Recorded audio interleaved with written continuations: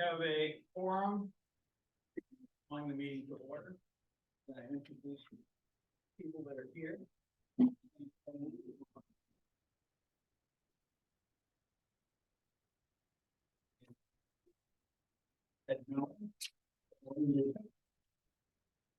Dan Wildy. Mike McAvoy. No, you all know Matt. First order of business is we need to approve the minutes of the last meeting. I need a motion. I make the motion, Mike, to approve the last open meeting. Second the motion. Your second. All in favor? Aye. Okay. Matt and Laura are gonna be up first. The format today, as you know, is a little different. We've got a lot more things to cover and a lot more information we're gonna furnish.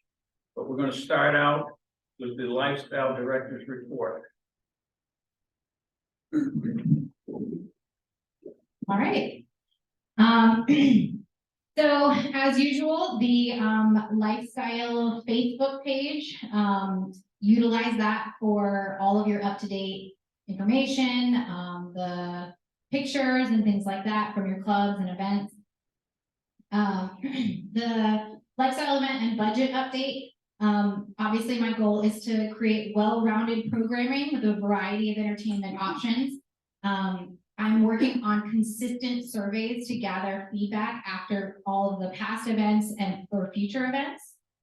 Lifestyle with Laura is being held quarterly. So the last one was this past Monday, June 12th. That is open to the entire community to come learn about events coming up for the next 3 months, as well as give feedback on past events and for future vendors. It's fantastic. I gather fantastic ideas, and it's really a brain work of everybody. So looking for that in the newsletter. It will always be whatever the next one coming up will be posted in the newsletter until it happens. The goal of each lifestyle event is to break even. So currently the 2023 event budget income is $41,579.45. Our event budget expenses is $39,078.24. So we're doing really well with that budget. Any of that extra budget money that comes in that is not going directly to that event is put away for, we just got 2 new tables, so we have 10 total banquet tables, which leads me to my clubs and groups. We are growing, and it is phenomenal. We currently have 46 clubs and groups here at Carolina Orchard. 46, yep. So, getting materials for those clubs and groups when we have events on the same time frame.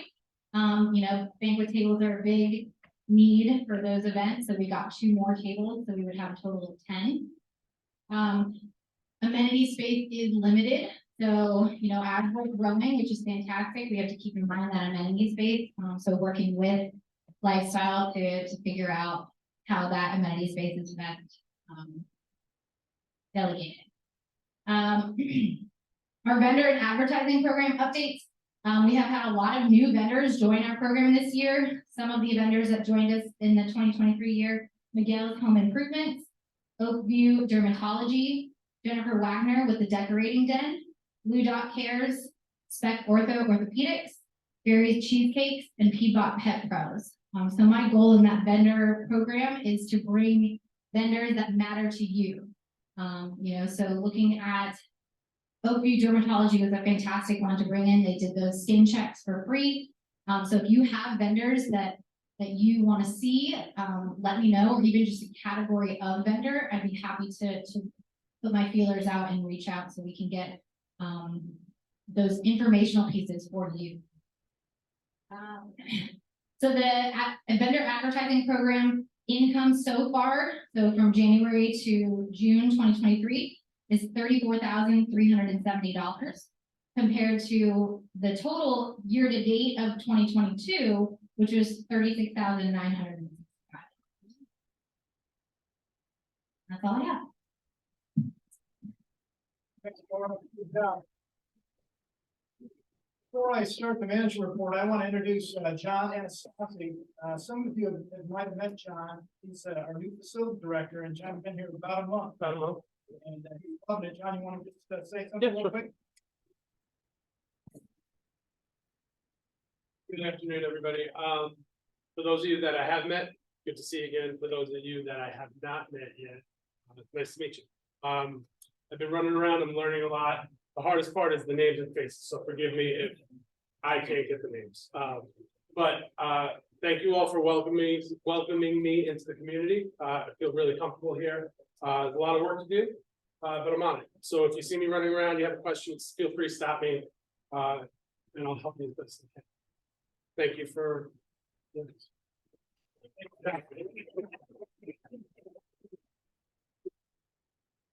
All right, let me just mention the website. So for those that haven't been on the website, we ask you to get on that website. There's a documents tab on the website. And if you click on that, you can find all the board meeting minutes, the monthly financials. It's a great resource for those that are looking for that sort of information.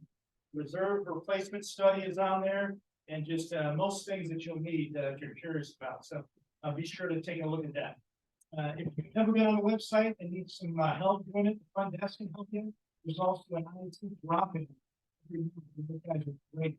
They can figure out most everything when it comes to IT and technology. So be sure to use those.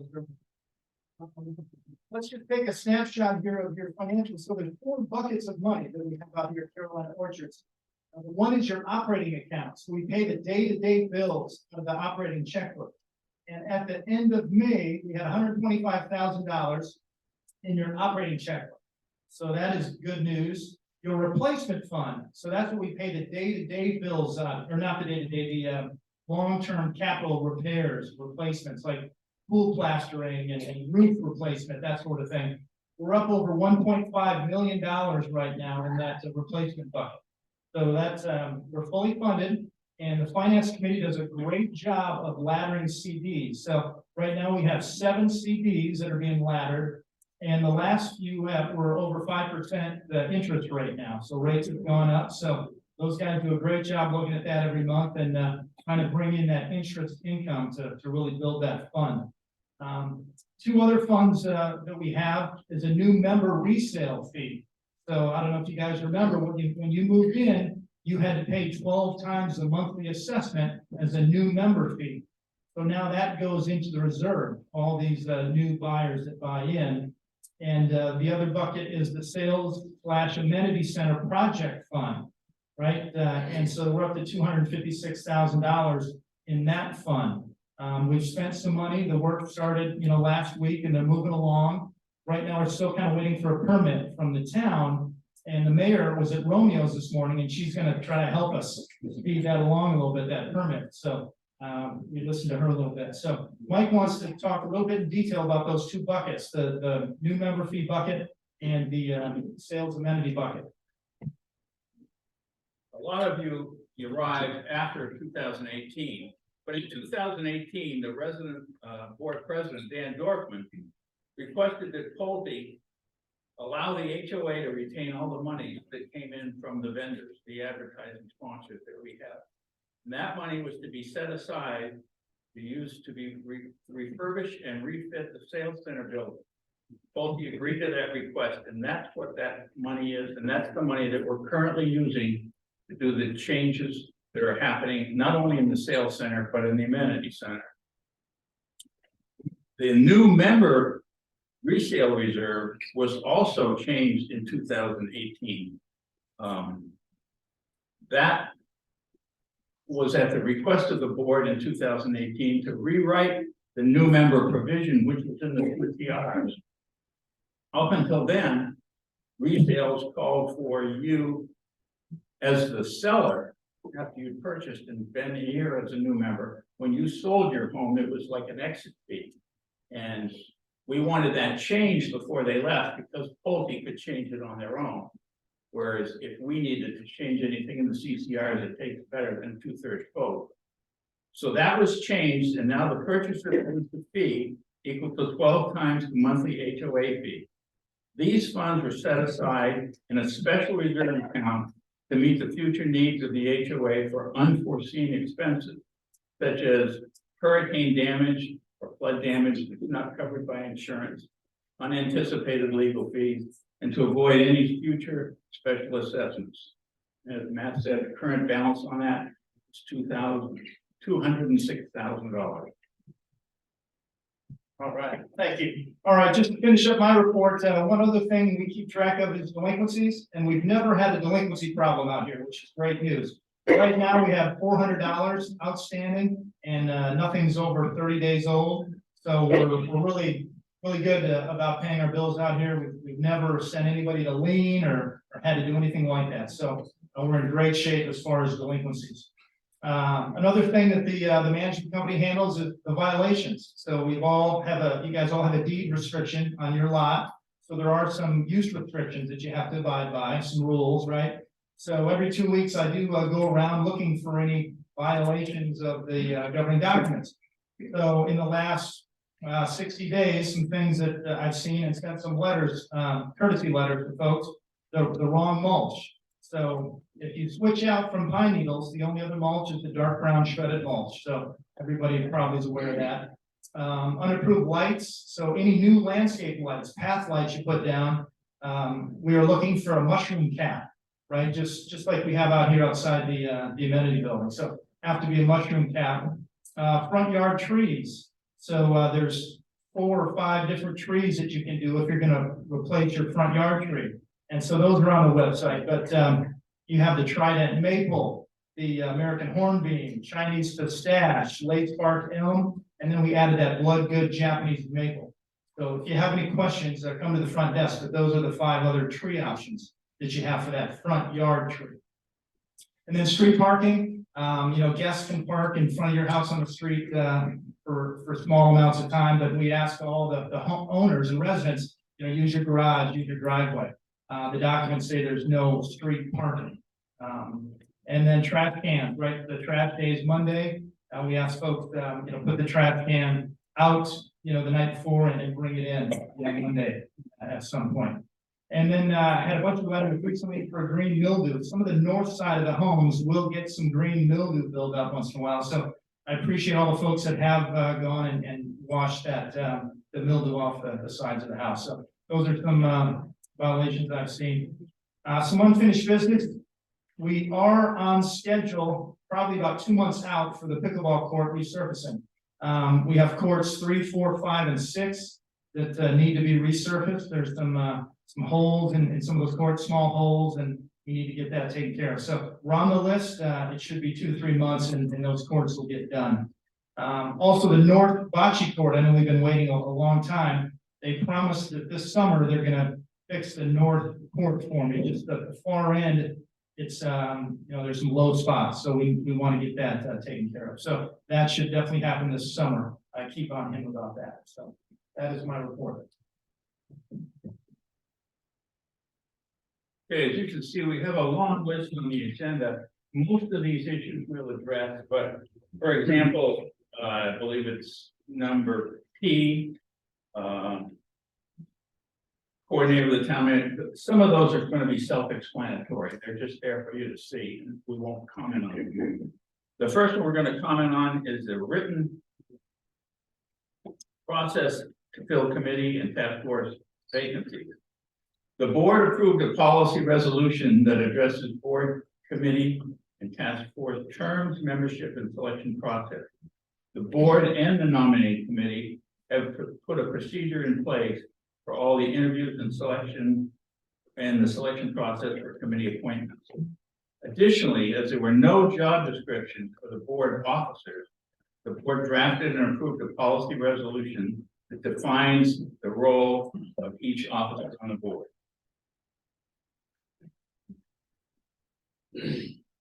Going to B, several of us met with Senator Michael Johnson. The people that met with him were Matt, Dan Wildy, Joe Musgrave from the Modification Committee, and myself. We wanted to inquire about the proposed legislation regarding solar panels. The proposed bill we looked at would have limited the ability of most homes in the orchard to have solar panels. However, there were several solar panel bills in the legislature at that time. I think he indicated there were 5. None of them were passed in the last session. Solar panels are not allowed under the current HOA design guidelines. Next item is Brightview contract.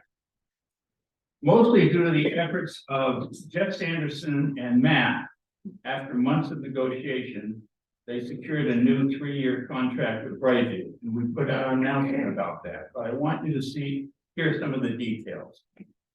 There's a 2% increase in that contract for 2024, a 0% increase in 2025, and a 2% increase in 2026. Matt and Jeff saved us an additional $26,000 because Brightview omitted the cost for maintaining the area around the sales center. And it was brought to their attention, they agreed that they had missed it, and that was a $26,000 savings over the term. Also, since we have a 3-year contract with CAMS as well, we will receive over $150,000 in credit for enhancements, such as items like lighting, irrigation maintenance, additional plantings, replacement of dead plants and trees. And in the last year, I can tell you, Matt has made sure that we've got the benefit of every dollar, because that plan started this year. And with that, I'll turn it over to Carol. Thanks, Mike. So I'm going to talk about committee charters first. We have 8 committees. And as board members, we all play a liaison role to those committees. They all have charters, but when we came on board as the 7, all of them were written differently. And they had the same, mostly the same information, but they were all over the planet as far as the format and everything. So we took those and essentially made a template that made all of them uniform and exactly right, alike, except for responsibilities, because with each committee, the responsibilities do change. So we've got that all in place. And as Matt mentioned earlier, documents, if you go to documents, do a search and just type in committee documents or committee charter, sorry. The one document that has all of them is there for your viewing pleasure and learning. And then next, management company. CAMS came up for renewal to give us something extra to do. Like we needed that. And now we do not have a problem with what CAMS is doing or has done. They submitted their new contract, 5 years. But we felt compelled to do our due diligence and research other companies, that it was the right thing to do for this community. And we ended up with 3 other management companies being interested in presenting us with a proposal. Only 2 of them wanted to meet with us in person. So Dan, Mike, and myself met with those 2 companies. And the other 3rd company simply sent us this 253-page proposal that we were interested in not looking at entirely, but we did. I then took all those details. We laid out CAMS first, what they were offering, and then laid out each of the others in a spreadsheet and weighed apples to apples, and then there were some oranges to apples in there too. But by far and large, you can rest assured that we have the best company, both in what they offer and in the cost. And with that, I turn it over to Dan. Yeah, very nice job. Hey, one of the, I think probably the most important functions of the board is to safeguard your assets, the assets of working. Yeah. So I wanted to review in full transparency a few of the processes that we have in place. We've modified over the last year that we think does just that, safeguarding our assets. Right now, CAMS, backroom people do a great job handling all the bookkeeping and accounting for us. Matt manages every single dollar that goes through here. He looks at it, reviews it, makes sure it gets. and then reports it on. Backstopping that is finance committee. The finance committee is made up of volunteers in the community. Most of them have financial backgrounds, some do not. And that really helps kind of the diversity of thought from the finance committee. One of the members of the finance committee is Margaret Shapiro. Last month, the board appointed Margaret the assistant treasurer. Margaret's a financial person by trade. Every month, she goes through the complete financials. It's like a 300-page packet. It reviews the income statement, she reviews budget dollars, she reviews asset spending, every single line item in the budget. In that financial package she looks at. Any issues or discrepancies, she sits down with Matt and they figure it out. If there's an issue, it'll come to the board. Furthermore, what Margaret does, being on the finance committee, she keeps the finance committee apprised of every single significant financial issue in the community. Next month, later this month, actually, the finance committee, along with Matt, will start working on the 2024 budget. It takes a lot of time to do the budget and they start as early as possible. The process is Mike and I will also work with them. The process, when the finance committee and Matt come to terms with a proposed budget, they will present it to the board. The board will then tentatively agree with it. And what we will do this year, we haven't done in the past, we will present that budget at an open meeting similar to this. So everybody will have a chance to see the budget that the finance committee recommends, that Matt recommends, and that the board tentatively looks at before we finally approve it. We think in full transparency, that's an important step. Another item that I think goes unrecognized, and Matt touched on it earlier, is the work that Matt and the finance committee does with these CDs. He mentioned we have 7 CDs. Last year, we were getting less than 1% interest on those CDs. And now we're up over 4 to 5%. And those are dollars that drop right to the bottom line. So if you look at what the board's doing, you look at what Matt's doing, we think we're safeguarding your assets very well. We think we're investing the funds wisely and trying to be as transparent as we can to the community. And with that, yeah.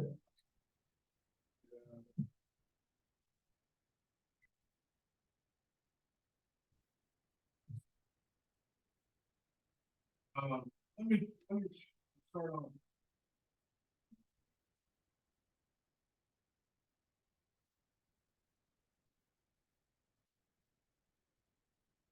Of the transition committee we had in place, while hoping was still in power, and we made sure that they did their best to make sure that everything that was involved with us was properly done and in good shape. So the committee chair on this is Tim Cole. Tim is outstanding, and he's done a great job of pulling this committee together and creating, I think what, the community will find will be a lot of value. The committee by delegation was created by the board and oversees the maintenance and the utilities for all of the Carolina Orchard assets, other than landscaping. They don't take care of that. It includes the grove, the sales center, the pool, the bocce courts, the pickleball courts, tennis courts, playground, guardhouses, water wheel, street lights, stormwater ponds, farm pond, retention walls, the guardhouses, dog park. I mean, I could go on a little further, I guess, but in addition, the committee is monitoring electrical and natural gas usage throughout the grove building and the facilities, as well as the pool, which uses quite a bit of our energy, with an attempt to cut the monthly costs for the heating, the AC, and the lighting, which has never been done before. So here we have a committee where there are people who are literally monitoring monthly what we're spending, looking into ways that we can lower those costs. Over the past year, the committee has established processes, working with the board, with Matt and John, to assure that there's regular preventative maintenance. It's carried out for our fire, our electric, our HVAC, our pools, our ponds, our pump systems, all to make sure that we're in good working order as best we can. The committee members conduct a monthly review with the camp's facility manager of the planned and unplanned maintenance activities and managed within the overall HOA budget for that maintenance. The periodic inspections that are on the various assets, which I think, Matt, did you get those up on board there? Yep, they're on the screen. I'm not gonna go through all of them, but some of the things that this committee works with, on a monthly basis. But the periodic inspections of these various assets are performed and work is planned to maintain all of them in good working condition. The significant maintenance and repair activity is all pretty much included up there, but does go on a little deeper than what you can actually see there. Long-term periodic maintenance activities, detailed in our reserve study, are reviewed annually for the necessity and the executed needs that might come up over that period of time. Over the last year, these have included tennis courts, pickleball courts, that needed to be resurfaced, hockey courts. Now that one has been a headache. We're hopefully, as Matt said, we may get that resolved this summer. The fitness center equipment, that is monitored by literally step by step, row by row. I mean, those machines keep track of all that. We monitor all that, and when they get to a point where they are exceeding maybe their life expectancy, that's when replacements of those things are made. The indoor pool spa, that needed to get resurfaced, and again, they played an instrumental role in getting that taken care of. The preliminary capital project requests that are, when I use the word preliminary, be careful with that a little bit. They've been brought up as something that needs to be considered, and that's shade for the pool, for the outdoor pool, shade for the pickleball courts, and benches along the Carolina Boulevard. Those are all items that have been brought up, and they are getting ready to go into a process of reviewing to see if we can do this. As you can see, this committee is focused on maintaining our assets, with a focus on cost cutting, longevity of our assets.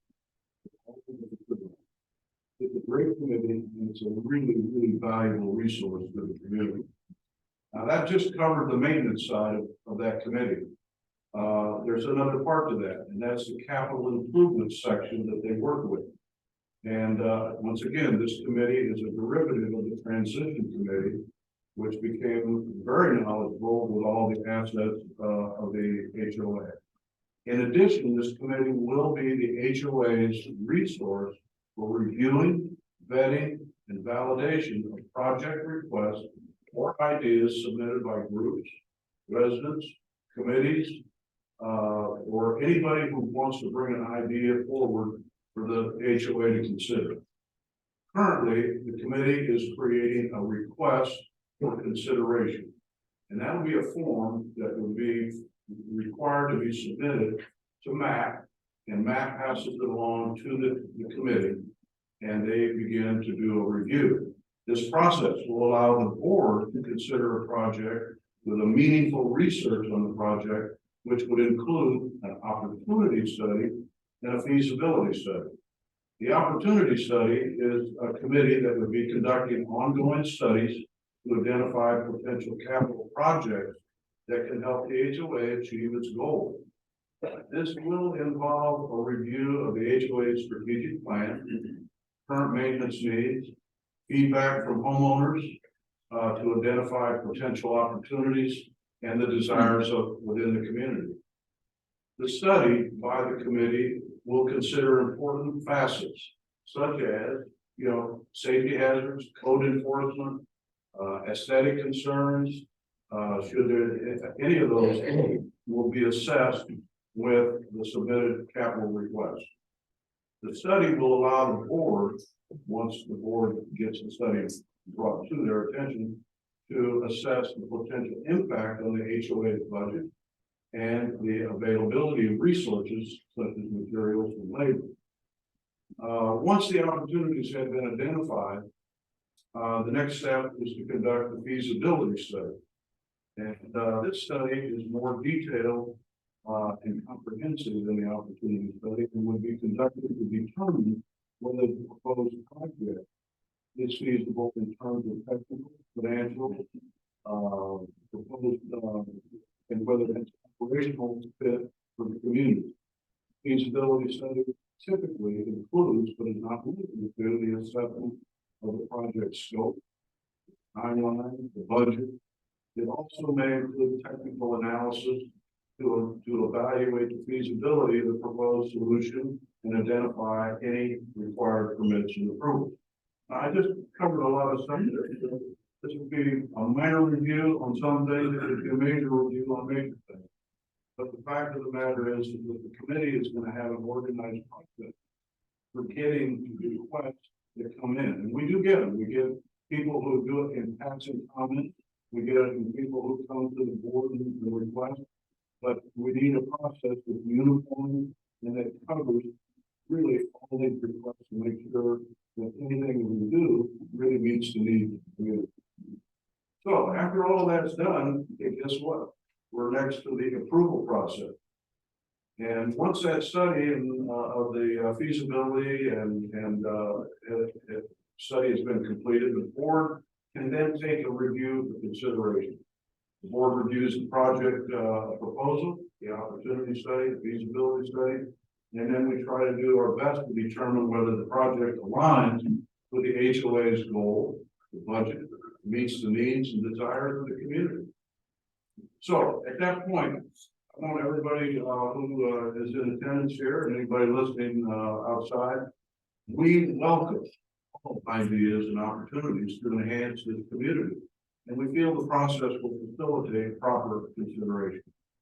The process will allow the HOA to uniformly consider any enhancement and all new additions or amenities to our community.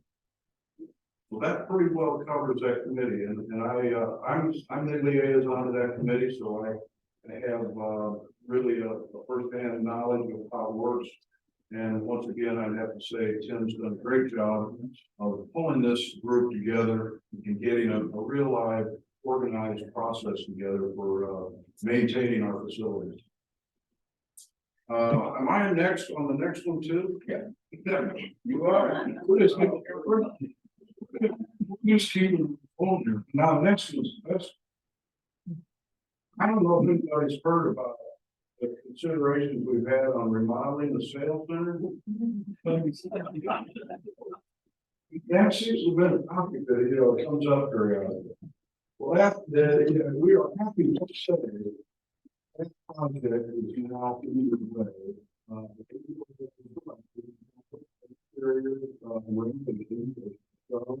Contractor to do the remodeling. And there are a number of projects within the scope of the entire project. There's the sales center, there's the kitchen project, there's a storage room that comes along with the kitchen project.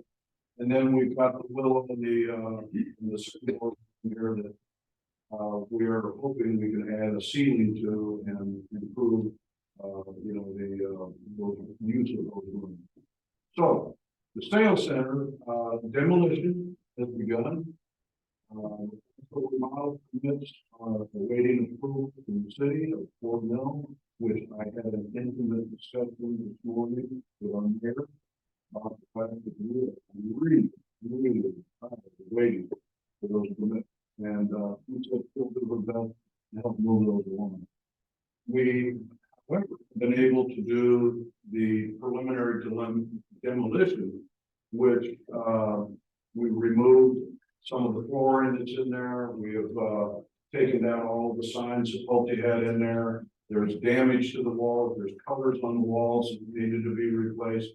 And so we've really accomplished quite a bit that we could do without permits. And now we're just waiting for the actual permits. Along with those permits, next will come the kitchen project, which has the kitchen and the storage room over here off of the therapy room. And capital will begin on that project once the remodeling is done the sales center. That project is the kitchen's not really gonna have kitchen facilities added to it. It's gonna make the kitchen bigger with more counter space, with more storage in there. And that room that had been where the tables and chairs are kept, that's gonna get moved to the therapy room.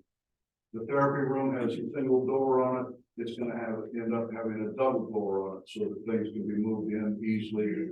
The kitchen door that's a double door now will be closed down to a single door. So some of those, issues are gonna be taken care of. The construction company is going to refinish all the walls from the back end there up against the kitchen, where we've had damage on those walls. All of that is gonna be included in their project there.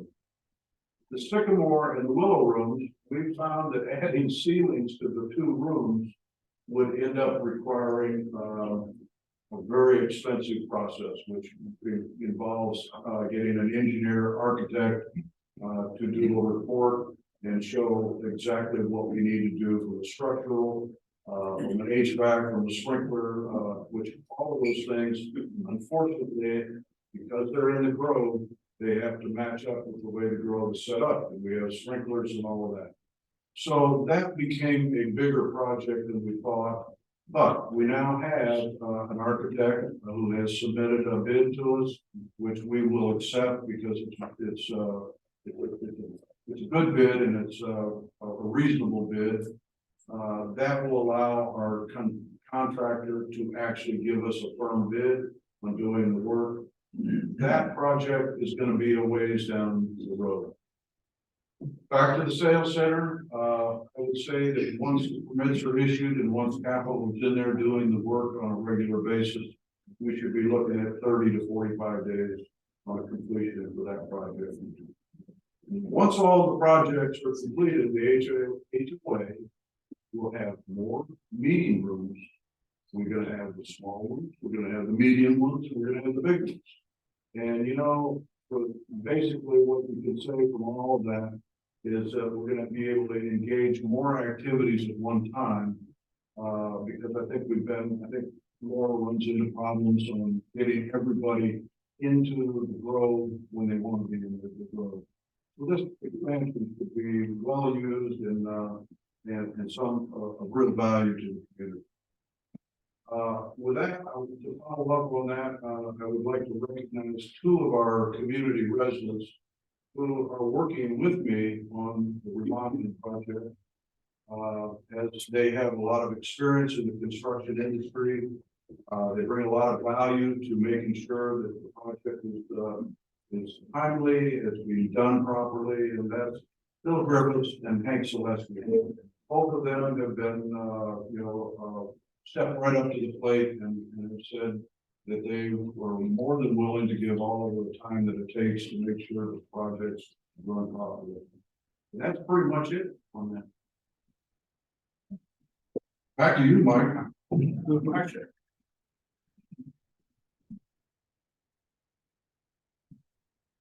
Hey, everyone, hope you can hear me. Going to be reporting on the fitness program that is undergoing a change. Since July of last year, when the cost of the fitness program increased tremendously within 6 months, fewer people were signing up. So this past March, a survey regarding the fitness program. Can you hear me?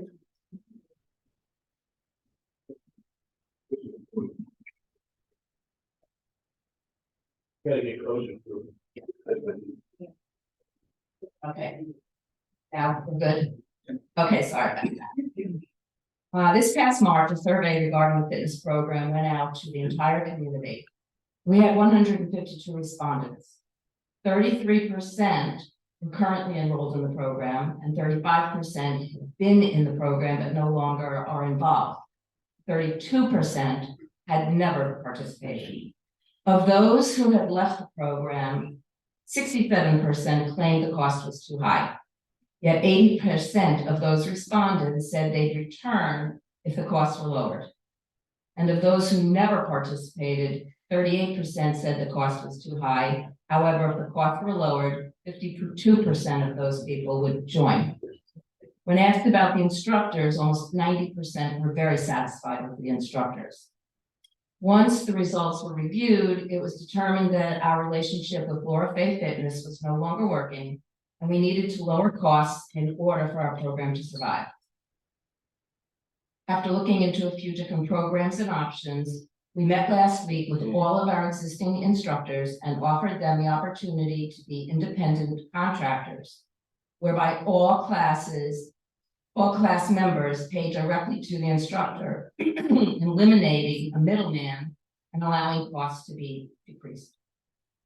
The cost will be $5 per class, and our goal is to increase enrollment once again.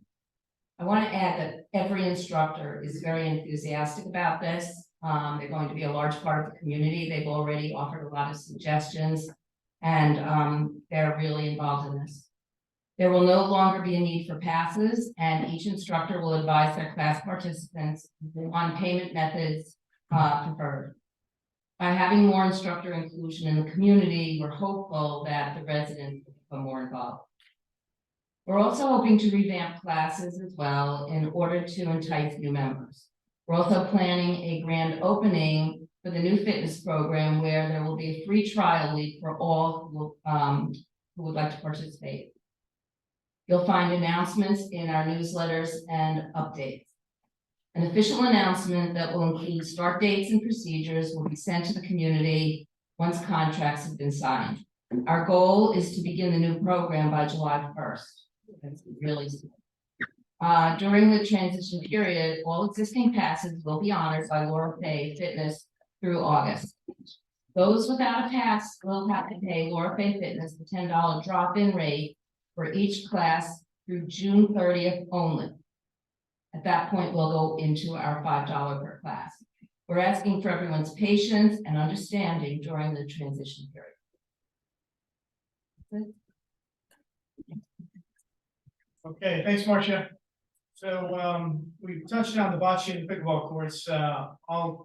You talked about the pool track. So there was about 3 cracks in the outdoor pool. The pool company was able to fix those with going under the water and using a special product. So we didn't have to drain the pool. That's good news, because every time we drain that pool, it's about a $2,000 bill. So that is good news. We're trying to get a couple more years out of the plaster of the pool, so we're hoping to do that.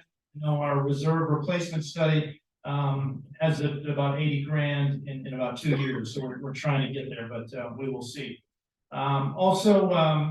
We approved adding another recumbent bike to the fitness center. There's some recumbent bikes that everybody likes in there. So we needed to add one more, and we're removing one of the treadmills, one of the older treadmills that, all the treadmills weren't getting used. So that's a quick update there.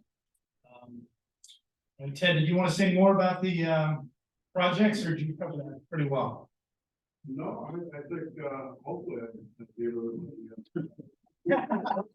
Sounds good. It's underway.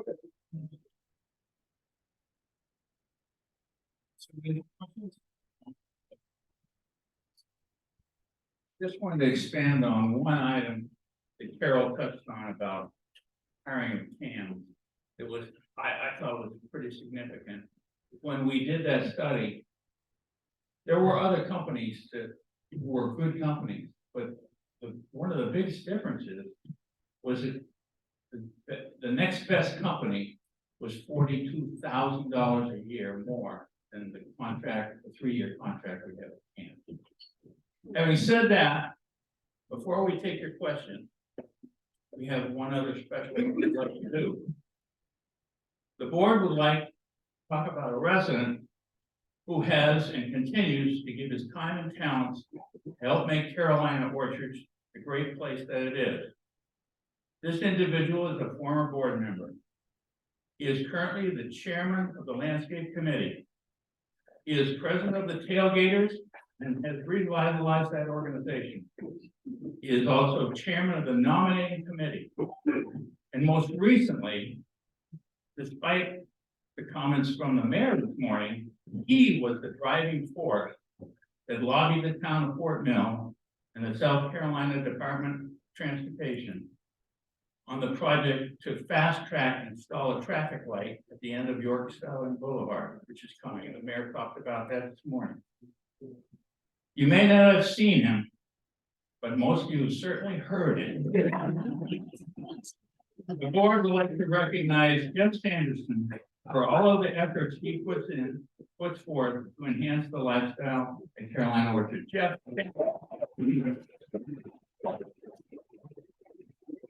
Thank you. No, I don't need a fight.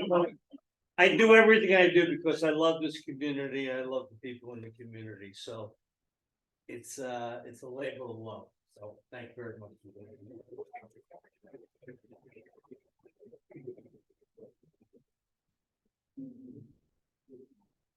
Right, so, before we call people up that have signed up to speak, there were a few questions emailed in advance, so I'll just hit on those real quick. The first question was, what are the front yard tree options and why were they selected?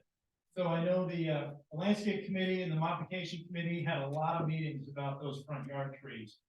And if you're ever, wondering what the trees are, I know behind the front desk, Randy can get you this little handout, but it talks about each, it shows you each of the trees, the trident maple, the American hornbeam, the Chinese pistache, the elm, and then the bloodgood Japanese maple. So you do need a quick modification approval, so just fill out the form and I can fast track these, but working with those committees and an arborist, they came up with these 5 trees. They don't get too tall, about 25 to 30 feet tall. The root system is good and non-invasive. So there's a lot of things that they looked at. That was the reason for those selection of those specific trees. So we did reach out to arborists, but so that's what happened with that. The next question, can reflective paint markers be added to the curb medians along Carolina Orchard Boulevard? We did just in fact add some markers, some reflectors, so you will see those out there at night. That'll kind of help keep people from hitting those concrete curbs. So those have been added. Another one, can a white line be painted when coming into the parking lot to keep cars staying to the right when they enter? We're not looking to do that right now, maybe down the road when we restripe the parking lot, but we just ask everybody, please, slow down when you're coming in and stay to the right. People take that pretty wide. So stay to the right. What's the status of solar panels in the neighborhood? We did meet with the state senator, and Bill died this year. Maybe it'll come up again, but as of right now, our guidelines do not allow solar panels. The committee and the board at this point are not in favor of them just because of the aesthetics of solar panels. If a state law got passed in South Carolina, I guess we'd have to look at it. But right now, solar panels are not allowed in the community. What is the status of the shade structure for the pickleball area? I think Ted covered that pretty well. It's in the committee right now. They're trying to get more information with that new form that they came up with. Is there a process for submitting a new capital improvement idea to the committee? Yes. They should have that form approved at their next meeting, and then we'll blast it out. And so anybody looking to add something to the capital improvement, they can fill out that form. All right, so those were the emailed questions. Let's look at the sign up to speak list here. Mel Dryman wants to talk about parking on sidewalks in the cul-de-sacs. Mel? I don't know, how many other people have these problems in the cul-de-sac. The cars that are parking up on the sidewalk surrounds the planting. I've come pretty close to backing into a few cars that are up there.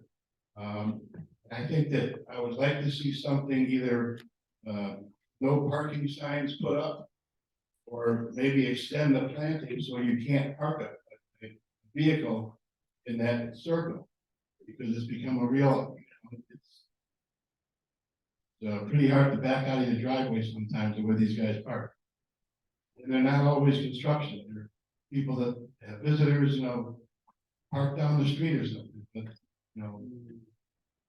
so. Good. And, and again, if you see that, and Mel does this sometimes, so shoot me a quick picture, email it to me, and we'll get out there with a green sticker and put reminders, on the windshield. And we do put some reminders in glass as well, but, so thank you, Mel. One other thing on the solar panels, when we met with Senator Johnson, if his bill had passed, less than a dozen homes in this community would be allowed to have solar panels. And the reason for that is the language said, the HOA could still restrict panels from a panel along the front street or the common area. Right, so that doesn't leave a whole lot of homes, that would be able to have them still. So, all right, next we have Margaret Dunbar wants to talk about guest designation at the pickleball courts. Margaret? Thank you. Yeah, my, issue is when I have guests come, they're only allowed to play on courts 5 through 8, which are Sign Up Genius courts, which means they can't go to open play. So if I have my sister come, and I've seen other guests, you know, with family members that have played in the courts 1 through 4, which are now not allowed for guests who've been shooed off even when the courts aren't full. So, I know it's not a huge population, you know, that we have here for people playing pickleball and bringing guests in to play, but if you have family in, it'd be nice for them to be able to go up to the courts and play. And you can't do that if guests are assigned to the Sign Up Genius courts. So I'm wondering if we can't switch the guests to be 1 through 4 instead of 5 through 8. Thank you. And that's something the rules committee could look at. I know they meet every month. We'll add that to their agenda for the next meeting. Thanks, Margaret. Steve Wojak, talking about solar panels. I think there's a number of ways we can save money with solar panels in these buildings.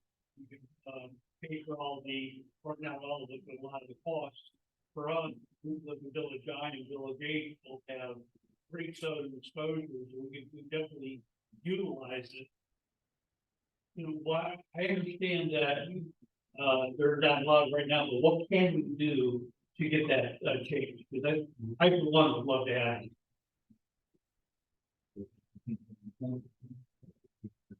Yeah, I guess the board will just have to discuss it, you know, the modification committee would be involved, so just have to further discuss it at this point. You know, it'd be a guideline change, you know, down the road, but we'll talk about it.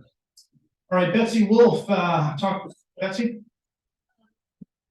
Last time I asked 2 questions for the board, and the responses were gonna come back in an email. And I expected something very different than what I got.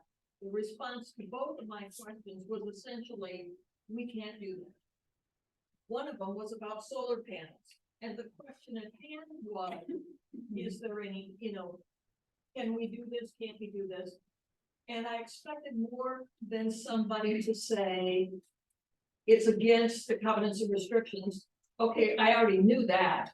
The question was, how do we make a change to that? And then I would have liked to have known if there was any interest on the board to make a change to that. So if the answer was, it's against restrictions, and we are not in favor of changing that, that should be set up.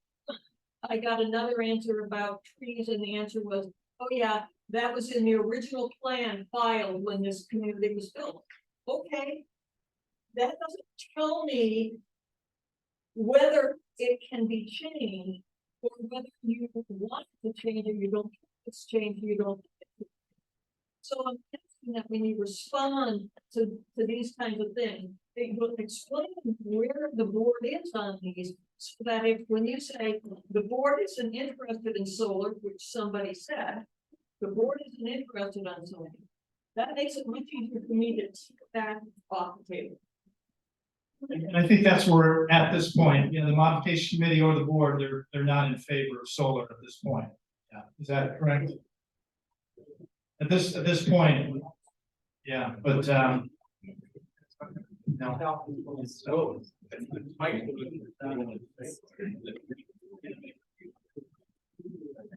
Yeah, and we'll give you a better response going forward, I guess. Thank you. Okay, if I guess there's no other questions, do we have a motion to adjourn? Hey, thanks everybody for coming, appreciate it. We will blast the recording out. Thanks.